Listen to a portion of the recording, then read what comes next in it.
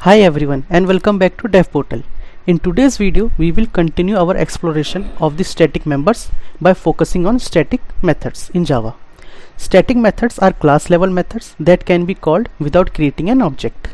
A static method is a method that belongs to the class and not to any particular instance.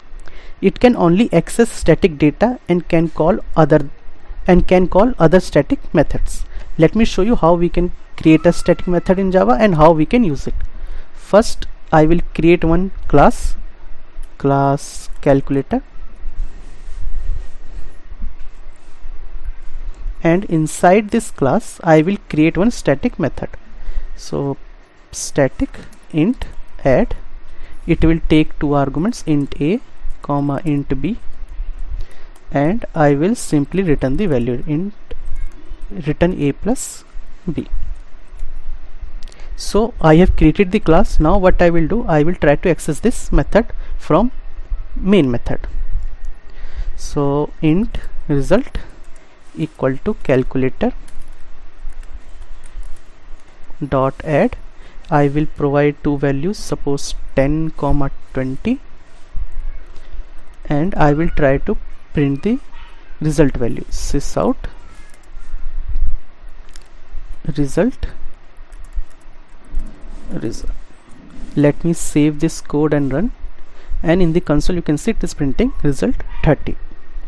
So in this example, the static method add perform an addition without requiring any instance of the calculator class. We can call it directly using the class name that you can see in this line number 5. If we talk about the practical use case, static methods are useful in utility classes where object level data isn't needed. For example, math class in Java contains several static methods like math.power and math.sqrt. Let me show you one of the example. So let me clear this first, and what I will do, I will call math.power to calculate the power of a value. So double result equal to math.power, and I will provide 2 comma 3. So it will calculate the value to the 2 to the power 3. Let me add sysout statement, result not result, let me type 2 to the power 3 equal to result. Let me save this code and run, and you can see it is printing 8.0. Next, we will wrap up the series by conveying static blocks in Java, which are used for class level initialization. Don't forget to subscribe so you can stay updated.